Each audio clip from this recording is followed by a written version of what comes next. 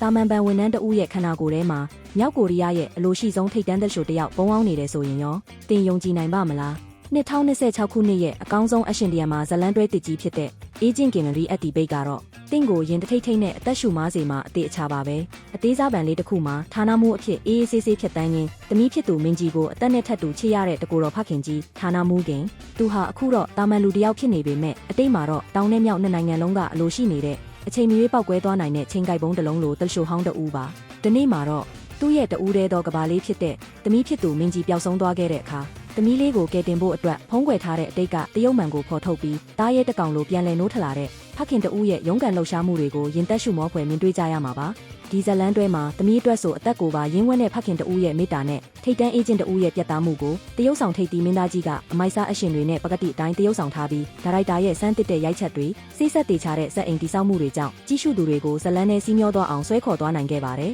ဒီဇက်ကားဟာတွေးဆူစေမဲ့အရှင်ဇက်ကွက်တွေကိုသဘောကျတဲ့သူတွေဖခင်နဲ့သမီးကြားကတန်ရောစင်ကိုအသေးရစရာဒီယမာပုံစံမျိုးနဲ့ခန်းစားကျင်တဲ့သူတွေအပြင်စပိုင်ရှိုးဝက်သေးထိတ်ရင်ကိုဇလန်တွဲပရိသတ်တွေအနေနဲ့လက်မလွတ်တန်းကြီးရှုတဲ့ဇက်ကားကောင်းတကားဖြစ်ပါတယ်အရှင်ရောဒီယမာပါနှစ်မျိုးစလုံးမြတ်တအောင်ပေါင်းဆက်ထားပြီးဆက်ရှိန်တက်လာတာနဲ့အမျှရင်ခုန်တန်တွေကိုထိန်းချုပ်ရခက်စေမဲ့ဇက်ကားပါအရာအားလုံးကိုစတေးပြီးတမိဖြစ်သူကိုကယ်တင်မဲ့ဌာနမှုခင်ရဲ့စုံစုံမြုပ်ရုံးကန်မှုတွေကကြီးစုသူတိုင်းကိုအပြည့်အဝစိတ်ကျေနပ်မှုပေးစွမ်းနိုင်မှာတေချပါတယ်ကဲဌာနမှုခင်တယောက်တမိလေးကိုကယ်တင်နိုင်မလားသူ့အတိတ်ကတရုတ်မှန်ကိုရောဘယ်လိုဖော်ထုတ်သွားမလဲဆိုတာအခုပဲအောက်က comment box မှာပေးထားတဲ့ Telegram link ကနေတဆင့်ဝင်ရောက်ပြီးလက်မနေတန်းအခမဲ့ဝင်ရောက်ကြည့်ရှုလိုက်ကြပါဦးနော်